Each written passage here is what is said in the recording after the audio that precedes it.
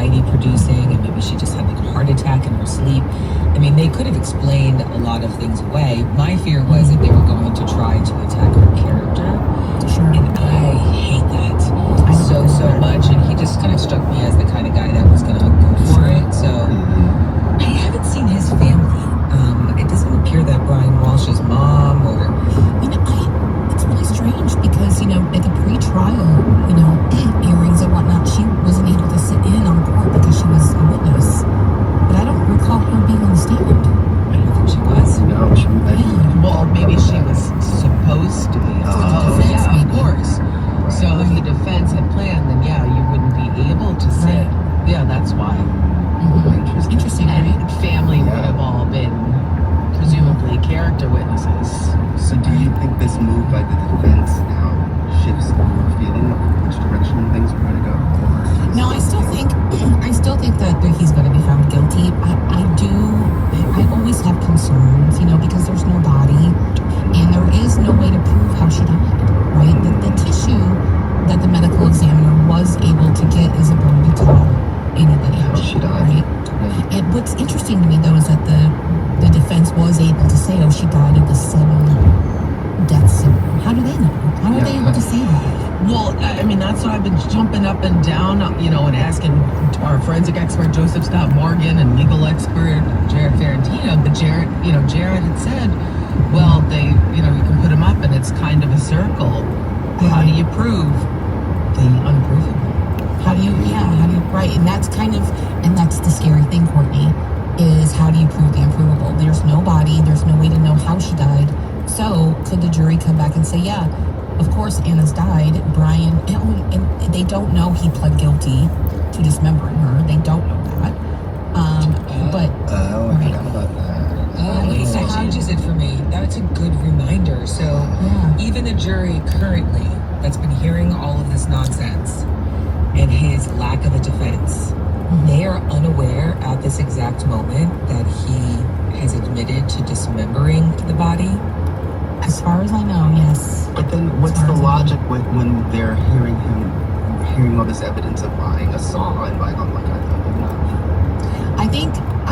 I think they know that he is accused of it. I don't think they know that he pled guilty to it. Oh, that he pled guilty to it. Okay. Wow, that changes it quite a bit for me. Yeah. I'd be curious. I'll do a fact check on that too. That's a really interesting point. And by the way, if anybody knows the answer, please let us know. Interesting, because you would think you see the tools, the saw, all these things lined up for the jury. I was feeling pretty assured as of just a few hours ago, different than I did last night, that he's going down. And is it possible that currently it appears that if he is in fact only convicted on the guilty charge of dismemberment and he's off the murder charge, that he would only be getting about 3 years or so, right? I just confirmed. Wow. The judge will not be informing the jury of the fact that Brian Walsh pled guilty to lying to the cops and the illegal disposal of a body. That is huge ruling. So that changes a lot, because then the defense likely will say, okay, maybe it's, suspicious about the saw and etc., but the cause of death, there's no way to know it, and just put enough, and then the jury will feel good enough. Those searches, though, the endless searches, and the hacksaw trip to buy all those tools is a little hard to get beyond. Could they give him a higher sentence? Maybe get 10 years? I think it could be advantageous to the Commonwealth that they don't know he did this or he pled guilty, because he's not offering a defense on why he bought this stuff. Oh, right. Well, we'll be following this, and stick around, because after the break, we're going to go inside day 6 of the Luigi Mangione hearing, and later accused shooter in the Charlie Kirk killing steps into court for the first time. True Crime Tonight.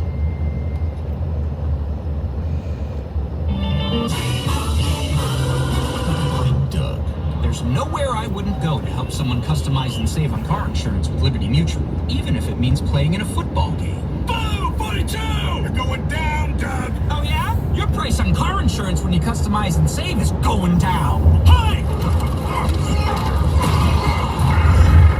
Limo? What are you doing on their team?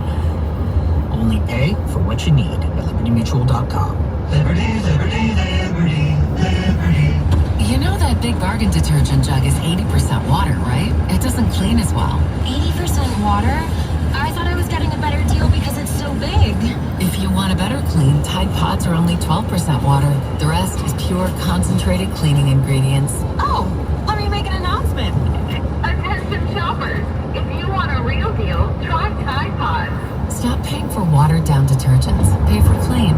If it's gotta be clean, it's gotta be Tide Pods. Water content based on the leading bargain liquid detergent. We all hear the radio ads about the IRS. They tell you to be afraid, to be scared, and they try to frighten you into calling. I'm not here to do that. Tax Relief Advocates is different. TRA is here to tell you that if you owe money to the IRS, whether it's $5,000, $50,000, or $500,000, we have a solution. It doesn't matter if you're sitting in your car, at work, or with your kids. No matter where you are, call now. 800-575-1913. Don't lose hope. TRA can eliminate or reduce what you owe to the IRS. Generous programs are now available that can give you a fresh start. Our passion is taxes and helping individuals fix their IRS problems. We have over 1,000 5-star reviews on Google and an A+ with the Better Business Bureau. You don't need to be afraid of the IRS any longer. End your tax nightmare today by visiting us online at TRA.com or call 800-575-1913. That's 800-575-1913. Tax Relief Advocates. Real solutions for real people.